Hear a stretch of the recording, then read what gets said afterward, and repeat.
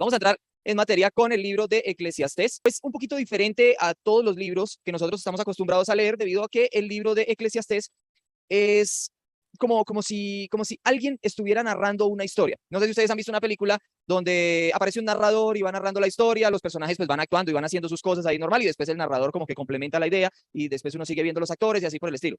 Más o menos de esa manera es el libro de Eclesiastés. El libro de Eclesiastés, gracias hermano, es como que alguien está narrando la historia, ¿sí? Pero no narrando, sino tenemos un narrador que está exponiendo la sabiduría de un sabio, valga la redundancia, la sabiduría de alguien que existió y que quiso compartirla con nosotros. El libro o el autor de Eclesiastés, según la tradición, es el rey Salomón. Y lo podemos ver en el capítulo 1, versículo 1, que dice que son perdón, que es el libro de Salomón, debido a que dice que es el hijo de David, rey de Israel. Es lo que dice Eclesiastés capítulo 1, versículo 1, ¿sí? Dice hijo de David, rey de Israel. Sin embargo, eso no quiere decir que sea Salomón el hijo de David, ¿sí? Porque nosotros de una vez deducimos, ok, es Salomón, porque dice hijo de David, rey de Israel. Entonces uno dice, ¿quién fue hijo de David que sea rey de Israel? Pues Salomón, ¿cierto? Sin embargo, si ustedes recuerdan, todos los judíos también decían, nosotros somos hijos de nuestro padre Abraham.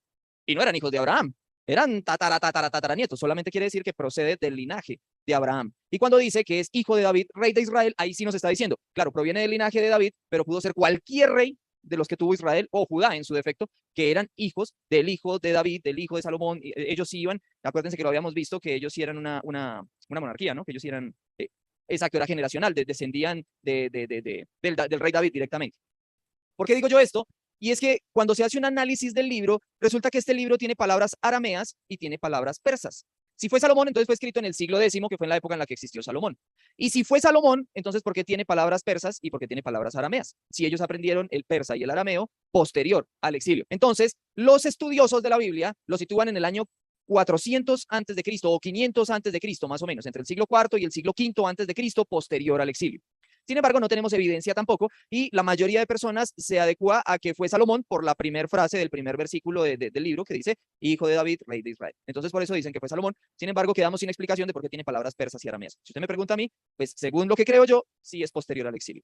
Y es una colección, obviamente, de la sabiduría de Salomón. Ahora, en hebreo se escribe Kogel, quiere decir, o viene del sustantivo Kahal, que quiere decir asamblea en hebreo. Es decir, que el Kohelet es un hombre de asamblea. Por eso en nuestras Biblias se traduce como el predicador, ¿sí? Porque la asamblea es pues la reunión de personas, no necesariamente de una iglesia. Una asamblea es una reunión de personas cualquiera que debaten sobre un tema, y la Biblia lo traduce como el predicador. Sin embargo, podría ser como el expositor o el hombre de asamblea, ¿sí? Y en griego se escribe eclesiastés, del sustantivo eclesia, que eclesia, a diferencia de lo que nosotros creemos, ¿qué creen ustedes que quiere decir eclesia en griego?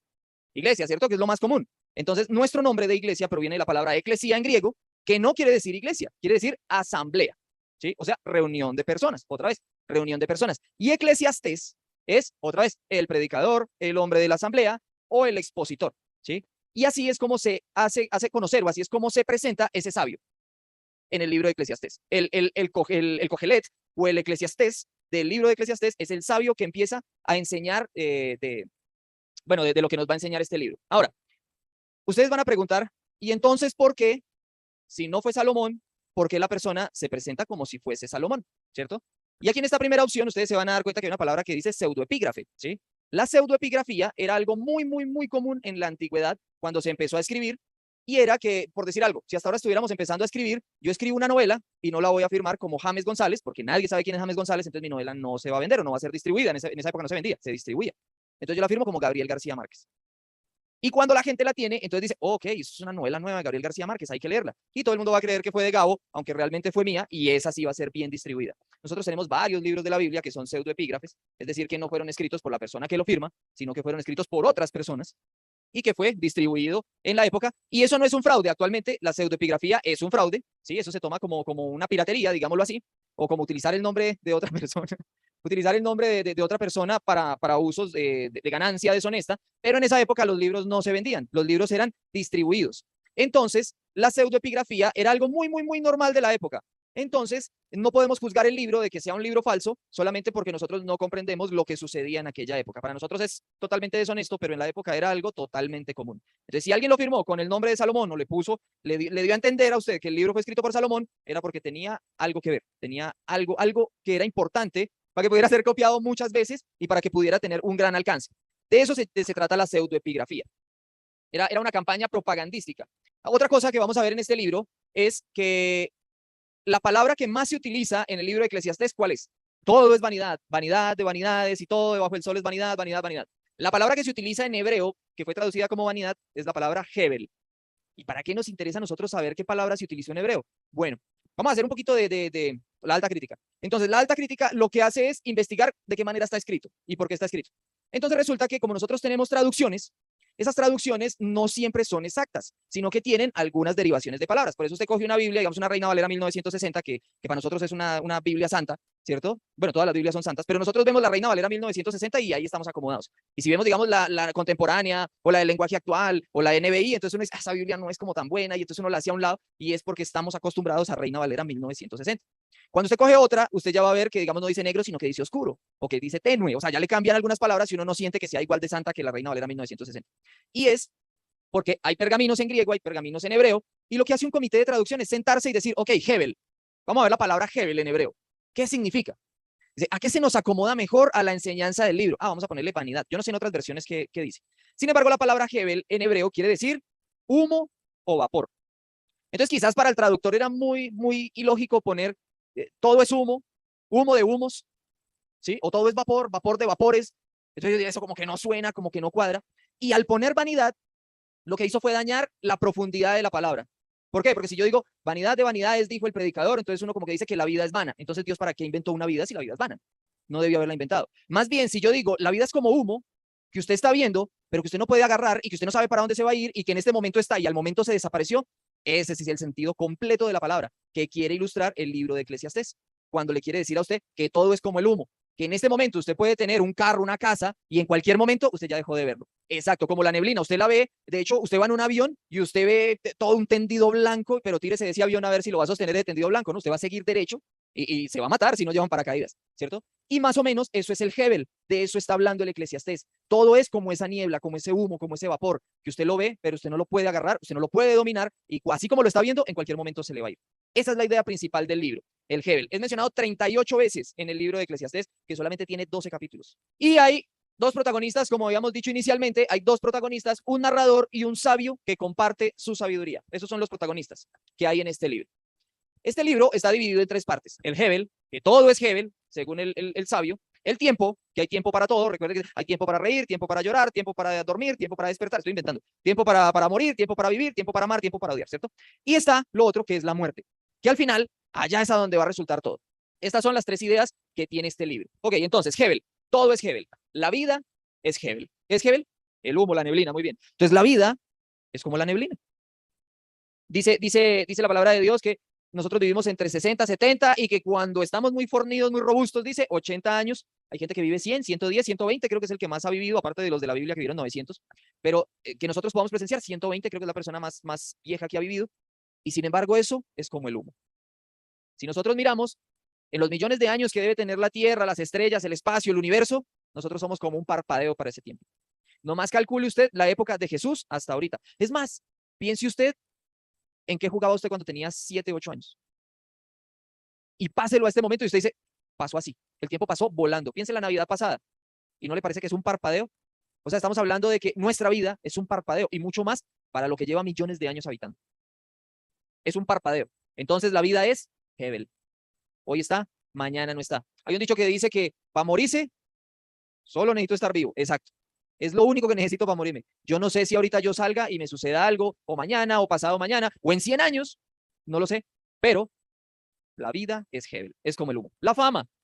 Muchas personas, ¿cuántas veces no hemos visto una persona que sube como palmera, pero cae como coco? Y uno, que hay una persona que tira un éxito, digamos, musical, por ejemplo, y suena muchísimo. Se me viene a la cabeza este del Gangnam Style, ¿te acuerdan? Y eso sonó por todo el mundo y todo el mundo hacía su bailecito del caballo. ¿Y qué es de la vida de ese hombre ahorita? Nadie sabe. Nadie, no volvió a tener un buen éxito ese hombre, ¿cierto? ¿Y qué pasó con él? Nada, como la fama de él fue como el Hebel. Y aún, si nosotros miramos la fama de Madonna, desde que yo soy chiquito existe Madonna, ¿cierto? O Amparo Grisales, desde que todos éramos chiquitos existe Amparo Grisales, ¿cierto? Y siempre ha sido famosa y se morirá, y sin embargo, 2000 años después, ¿quién la va a recordar? Nadie, porque su fama va a ser como el Hebel, como el humo, se va a ir. Creo yo que el que ha trascendido a través de la historia ha sido Jesús. Su fama no es como el Hebel, Su fama sí es constante, porque a él sí lo van a seguir conociendo durante muchos años. Pero, por ejemplo, muchos conocemos a Aristóteles, a Platón, a Sócrates, otros ni tienen idea de quién fueron ellos, ¿sí? Entonces, para algunos serán famosos, para otros no serán famosos, ¿cierto? Entonces, ay, Olimpo Cárdenas, ¿cómo me gusta? Y otros dirán, ¿quién es ese? ¿Ese será un actor o qué será? Byron hizo, ni idea quién es. Es un cantante, no sé ni siquiera de dónde es, yo digo que es colombiano, pero no sé, ¿cierto? Y canta musiquita vieja. A propósito que se murió Darío Gómez, por ejemplo, entonces los más viejitos conocemos a Darío Gómez, Daisy hoy me preguntaba, ¿y qué cantaba él? Entonces, por ejemplo, ¿sí? Entonces, es fama que es como el Hebel, es pasajera. Los placeres de la vida, pasajeros. El Hebel, ¿sí? Comerse una hamburguesa, salir a pasear, visitar otro país, todo es pasajero. Bueno, uno dice, eso me queda en la mente, ¿sí? Mucho más, por ejemplo, que una borrachera, ¿no? Una borrachera sí que es Hebel completamente. Eso sí es de una noche y adiós. Eso ni siquiera se disfruta. Por lo menos pasear uno lo disfruta, tiene fotos y lo guarda. Pero después de que yo me muera, a nadie le va a interesar que yo fui a Medellín o que fui a Honduras o que fui a Melgar, aunque fuera, o que fui a Tocaima. A nadie le va a interesar eso. Es más, a nadie le va a interesar quién fui yo. Todo eso es Hebel. Las riquezas. Después de que uno se muere, los hijos se quedan peleando por lo que uno haya dejado. Y se matan entre ellos por una riqueza. Digamos que no pelean entre ellos. No pelean por la riqueza. Sin embargo, yo no me puedo llevar mis riquezas para el ataúd. Yo no me las puedo llevar para el cielo, para el infierno, para donde me toque, sino que eso se queda acá. Y de todo esto me habla el libro de Eclesiastés. Dice, ¿cuál es el afán de trabajar, de obtener riquezas, de hacer riquezas? Si igual no se las va a poder llevar, las tiene que dejar acá. ¿Para qué acumular tanto si lo tiene que dejar acá? La sabiduría. Yo sé que decimos, no, hay que estudiar. Pero a veces uno se enfoca mucho en estudiar, en aprender, en saber, en conocer. Hay gente que se desespera por conocer de todo. Quiero saber de fútbol, quiero saber de básquet, quiero saber de voleibol, de básquet, de béisbol, de Biblia, de satanismo, de filosofía, de cosmología, de antropología, de matemáticas, de todo, y llenarse de conocimiento. Y ese conocimiento igual se va a quedar en la tumba. Ese conocimiento no se lo va a llevar. A no ser de que usted crea en el demiurgo y eso ya es otra cosa muy diferente, ¿cierto? Pero usted no se va a poder llevar esa sabiduría. Esa sabiduría se queda ahí, porque la sabiduría también es Hebel. El tiempo. Dice que hay tiempo para todo. Justicia versus injusticia. Éxito versus derrota. Soledad versus compañía. Poder versus debilidad. Riqueza versus pobreza. La tierra sigue girando. La tierra sigue, ella va a subsistir aún después de que nosotros estemos muertos. Aún después de que nosotros nos vayamos, igual la tierra va a seguir ahí. Estuvo ahí antes de nosotros y va a estar ahí después de nosotros. Entonces nos dice que no nos desesperemos por causa del tiempo. Por eso dice, también Jesús decía que cada día trae su propio afán. Y es una evocación de ese Hebel que se escribió en Eclesiastés. No nos desesperemos por el tiempo. ¿Qué puede pasar mañana? Si hoy tengo un problema y estoy desesperado por solucionar los de mañana, soluciona el de hoy. Y mañana será otro día para solucionar el problema de mañana. Y el otro es la muerte. Dice que la muerte hace que nuestras tareas diarias sean insignificantes, porque al final todos vamos a morir. Sabios o necios, ricos o pobres, al final todo se queda en el olvido. Y no disfrutamos una vida de trabajo porque llega la muerte. Igual la muerte le va a poner fin a todo.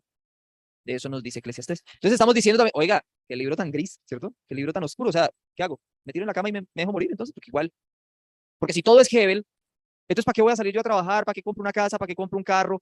¿Para qué tengo hijos? Si todo es Hebel, igual todo se va a ir. Si hay un tiempo para todo, entonces ¿para qué me desespero?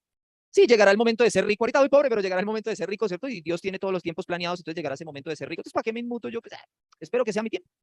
Porque igual cuando llegue la muerte, se va a acabar todo. Entonces, ¿para qué me desespero también en tener? El autor del libro, entonces hace una conclusión. ¿Cuál es el autor del libro? Pues el que no es el sabio, ¿cierto? Entonces dice que el autor supuestamente es Salomón, que escuchó la sabiduría de alguien llamado el predicador o el cogelet en hebreo, o el eclesiastés en griego. Entonces él hace una conclusión en los últimos versículos del libro y dice, he llegado a una conclusión de que todo en el mundo es vanidad o todo en el mundo es Hebel, todo, absolutamente todo es Hebel. Entonces la conclusión es, teme a Dios y cumple sus mandamientos. Y Dios se encarga de todo. Esa es la conclusión que le da, porque a él no le gustó la conclusión que dio el sabio. Entonces él dice como que no, pues el sabio se equivoca porque igual, o sea, si todo es Hebel, entonces como para qué vamos nosotros a hacer algo, no. Entonces yo voy a poner mi propia conclusión y voy a cerrar el libro con esto. Teme a Dios y cumple sus mandamientos. Eso es lo más importante de todo. Que después Jesús se apoyará de más o menos de este tema para decir, primero todo con Dios, ¿cómo se dice? Busca primero el reino de Dios y su justicia y lo demás os será añadido.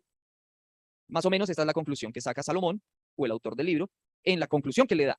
Y también hace una síntesis, prácticamente, o nosotros mismos podemos hacer una síntesis, y es que nada está bajo mi control. Absolutamente nada está bajo mi control. ¿Cuántas veces yo digo, mañana voy a ir a pasear? Es que mañana tengo un vuelo y voy a ir a Estados Unidos. ¿Y si el vuelo se cae? ¿Sí? O si yo voy camino al aeropuerto y hay una estrellada y no llego y me deja el vuelo. O si por X o Y motivos yo logro salir del país y llego a Estados Unidos y el gringo allá en Estados Unidos me dice, no, no le doy permiso de entrar, lo devuelvo y me toca devolverme. Nada está bajo mi control, pero tampoco está bajo el control de ese agente de inmigración que diga, es que me cayó mal y le voy a poner el sellito para que no entre. No, también es porque Dios motiva a esa persona a que haga todo. Dios está bajo control. ¿Sabe qué está bajo mi control? Buscar a Dios. Eso sí está bajo mi control. Eso es lo único que está bajo mi control para yo poder cumplir con la conclusión que dice el libro. Teme a Dios y cumple sus mandamientos. Eso sí está bajo mi control. Y lo otro, la otra síntesis que se saca del libro o que nos enseña Eclesiastés, que es muy importante, es disfruta los momentos sencillos de la vida. Porque el Eclesiastés lo que nos está diciendo todo es que cuando yo me preocupo por el trabajo, cuando yo me preocupo por la riqueza, cuando yo me preocupo por adquirir sabiduría, estoy dándole la espalda a los momentos más significativos de mi vida. Y los momentos más significativos de mi vida es disfrutar cuando hace sol. Eso yo no lo voy a disfrutar, yo disfruto el frío, ¿cierto? Pero disfrutar cuando hace sol, disfrutar el beso de mi esposa, disfrutar el buenas noches de mi hija, disfrutar el abrazo de mi familia, disfrutar los momentos más simples, que son a los que uno no les da valor. Porque el momento más importante es cuando vienen y me regalan un Xbox de última generación. ¡Ah, qué belleza! Ese regalo nunca lo olvido. Pero si de cumpleaños alguien llega y me da un abrazo y me dice, hermano, lo amo mucho. Y a mí, ¿para qué me sirve eso? Yo quería un regalito. O sea, eso me lo puede decir cualquier día que no sea el día de mi cumpleaños. ¿O no? No pensamos de esa manera.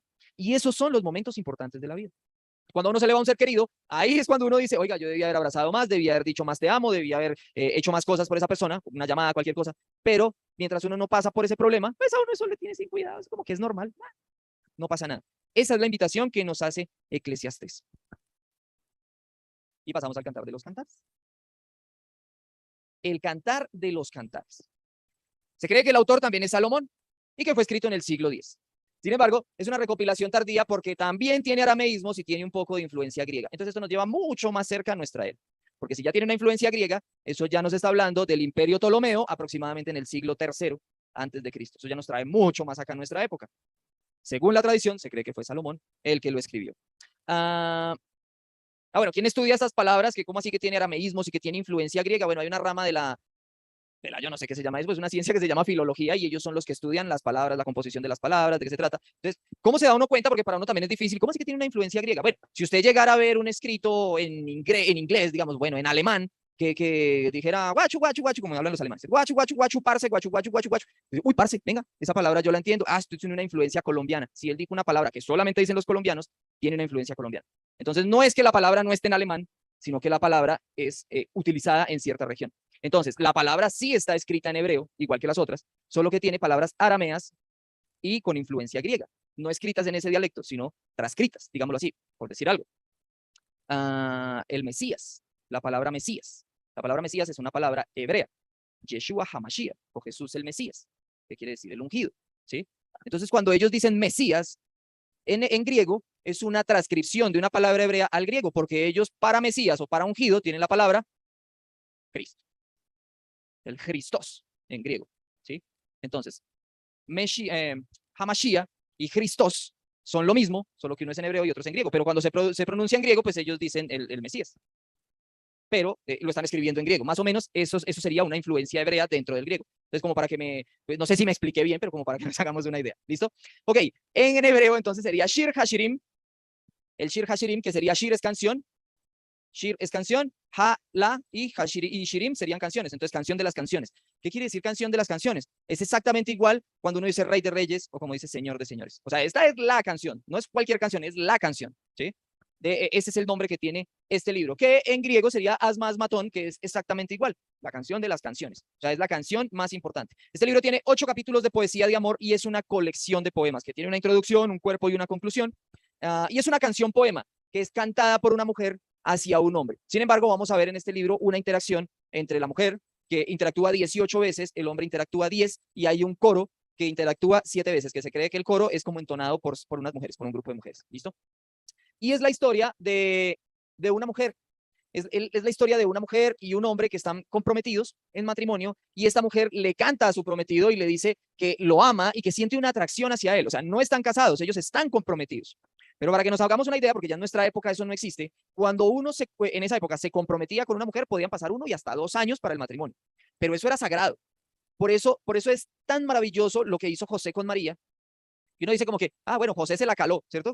María apareció embarazada y José, bueno, pues sí, vamos a creerle. No, lo que hizo José es de un verdadero caballero. Porque si José hubiera dicho, mire, María apareció embarazada y nosotros ahora estamos comprometidos, a María la matan. A María la apedrean.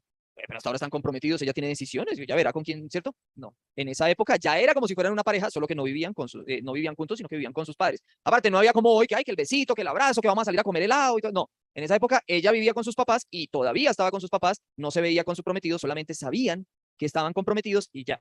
A las mujeres en esa época se cree que María se casó con José a la edad de 14 años, o sea que posiblemente ella tuvo a Jesús entre los 14 y los 15 años aproximadamente, porque era la edad en la que casaban a las muchachas en esa época, muy pequeñitas. Entonces, aquí podemos ver la historia de esta muchacha que sí está enamorada de su prometido, ¿sí? No era como que me tocó porque él tenía plata y entonces me cambiaron por chivos y por vacas y por marranos, ¿sí? Bueno, en esa época ellos no usaban marranos, pero me cambió por cosas y entonces me tocó ahí con el tipo feo que yo no quiero estar. No, ella sí estaba enamorada de su prometido. Y esa es la historia que se va contando dentro de la historia. Y ahí empieza como una sinfonía de hablar uno, de hablar el otro, de entrar el coro y de hacer una y de hacer otra cosa, porque la historia se torna en una constante búsqueda y encuentro.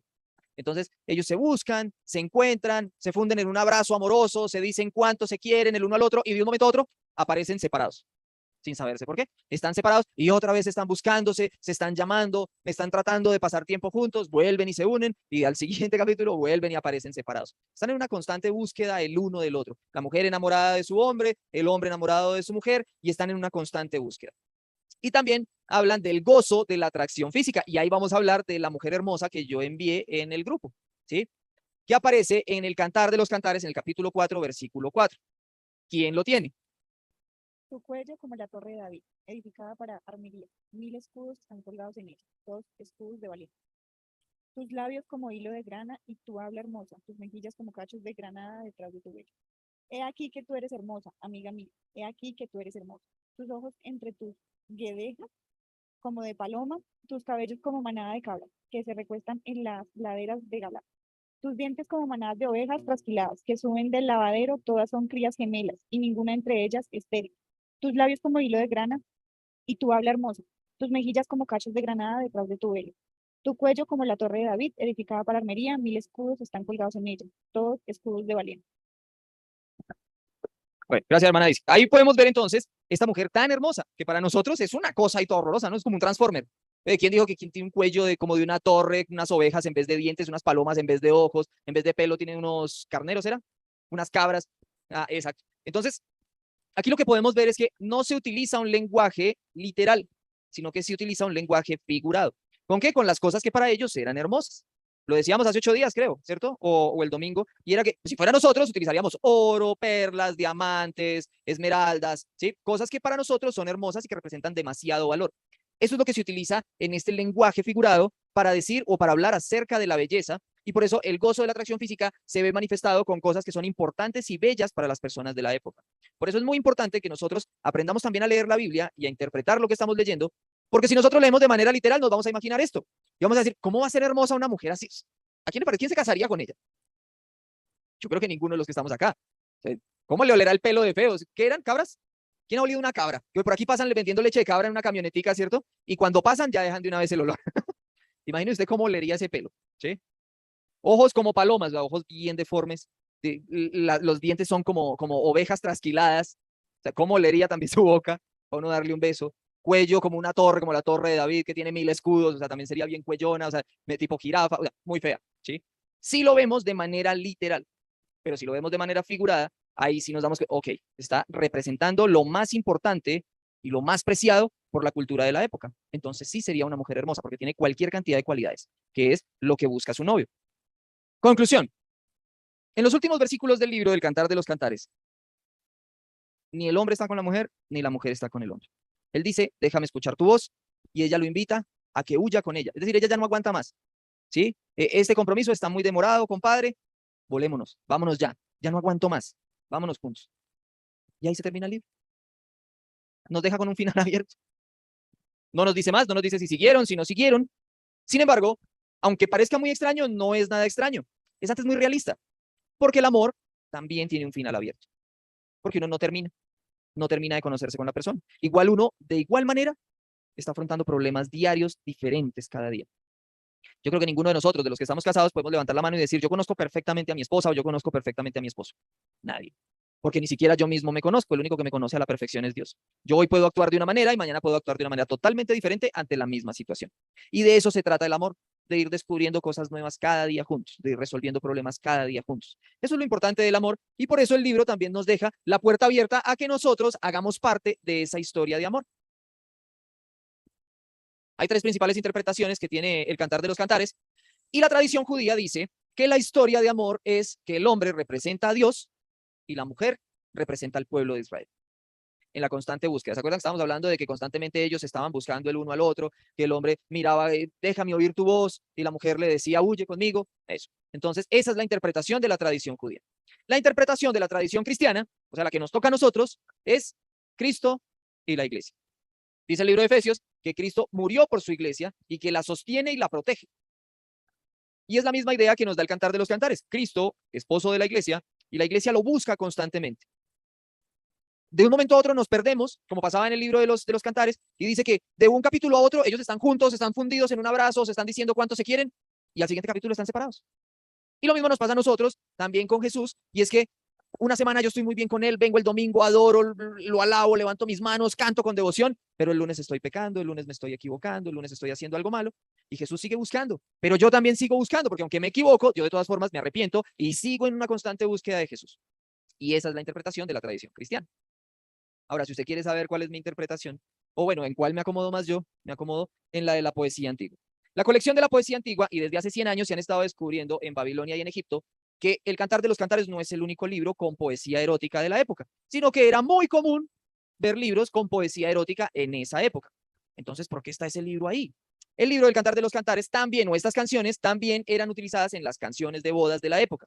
Las bodas de la época duraban una semana aproximadamente. Por ejemplo, cuando Jesús estuvo en las bodas de Caná con María, que María le dijo, se acabó el vino, ayudémosle a esta pobre gente, no era porque ellos tuvieran solo un barril de vino, era porque se habían bajado cualquier cantidad de barriles de vino, porque la fiesta duraba una semana, ¿sí? No es como nosotros que hacemos una fiesta y para no gastar mucho, entonces uno da arroz con pollo y gaseosa y trata de sacar a los invitados rápido. Eso sí, déjeme el sobre ahí a la salida, ¿cierto? De la lluvia de sobres, porque eso cuesta mucho. En la época, ellos duraban hasta una semana de fiesta, sin dormir. O sea, usted iba y dormía un ratico y se paraba y seguían la fiesta, ¿cierto? Entonces ya cuando Jesús convierte el agua en vino era porque ya llevaban sus días ahí en la fiesta. En esa época duraban más las fiestas que los matrimonios de hoy en día, ¿no? Pero era muy común y se cantaban estas canciones. Era como canciones que la esposa le dedicaba a su esposo y ella se las cantaba y hasta se las danzaba, ¿sí? Y era como, yo no sé mi esposa por qué no me danzó a mí en el matrimonio acá, y Joana tampoco a José Luis. No sé cuántos matrimonios más se han celebrado acá, esos dos, ¿cierto? ¿O han sido más? ¿Solo esos dos? Entonces, pero no nos bailaron, no nos danzaron, porque no sabíamos el contenido del libro en la época. Y era como una manera de decirle a la esposa a su nuevo esposo, lo amo. Voy a estar con usted hasta el final de los tiempos. Aunque nos perdamos, yo lo voy a seguir buscando y le voy a demostrar mi amor en cada instante de mi vida porque usted va a ser mi esposo y yo voy a ser su esposa y nos vamos a unir y vamos a ser una sola carne, como lo mandaba Dios también en su época. Era el ambiente cultural de la época. Síntesis, en síntesis. Ahí ya terminamos con Cantar de los Cantares.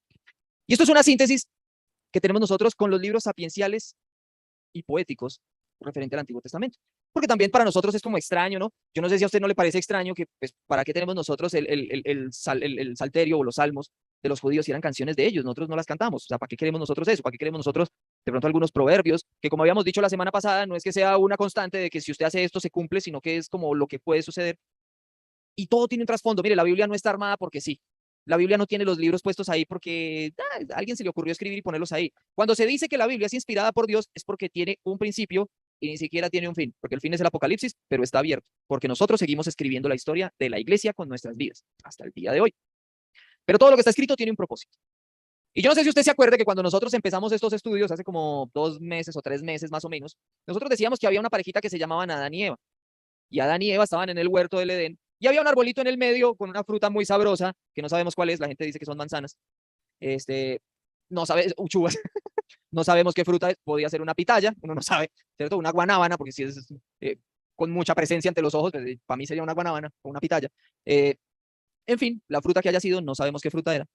Pero dice que había un fruto en el huerto de Edén, en el centro, que era el fruto de la ciencia del bien y del mal. Es decir, que Adán y Eva tenían la oportunidad de adquirir la sabiduría de Dios directamente en su momento, cuando Dios se la quisiera dar, o podían ir al árbol y tomar el fruto y adquirir esa sabiduría por cuenta propia.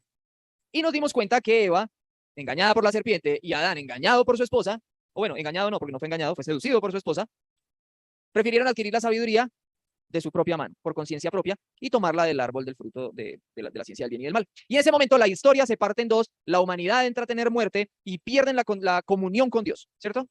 Por tomar esa decisión. Años más adelante aparece un hombre llamado Salomón, que fue el hombre más sabio de su época, o de la época antigua, considerado el hombre más sabio de la época antigua, que escribió muchísima sabiduría, pero que fue pedida a Dios. No fue porque él se sentó y leyó libros, porque entró y hizo búsquedas en internet, porque fue a la universidad y aprendió, hizo una maestría y un doctorado, ¿sí?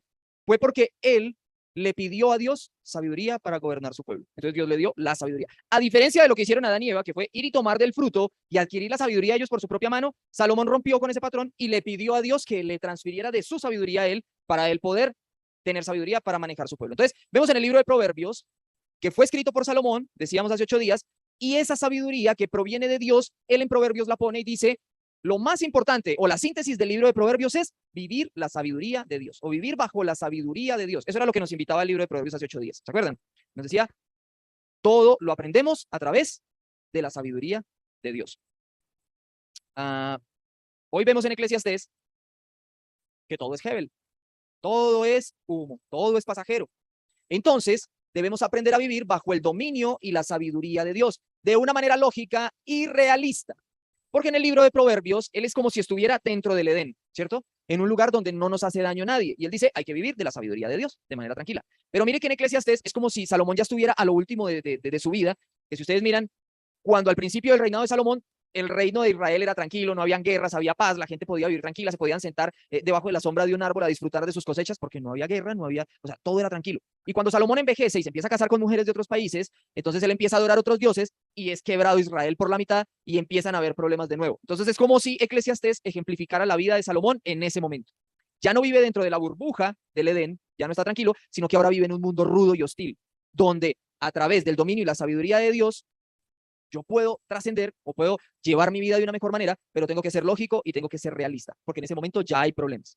Y el cantar de los cantares, si en Proverbios era la sabiduría, era un hombre que buscaba la sabiduría, ¿se acuerdan? En los Proverbios dijimos que era un hombre que era como buscando la sabiduría, pues en los cantares es la sabiduría la que nos busca a nosotros. Es ella la que está en constante búsqueda de nosotros, sin importar si ella llega o no llega a la muerte. No le importa, ella quiere que nosotros estemos con ella. Esa sería la síntesis. Entonces, lo que en un momento se perdió a través de Adán y Eva, Dios a través de Salomón nos deja esto escrito para que nosotros restituyamos esa relación con Dios, ya no a través de la sabiduría humana, como hicieron Adán y Eva, sino a través de la sabiduría de Dios, ligándonos a Él y viviendo para Él. Esos eran los libros de Eclesiastés y del Cantar de los Cantares, y con esto terminamos la literatura sapiencial y poética, mis hermanos. En 8 días nos vemos con el libro de Isaías para iniciar los profetas mayores.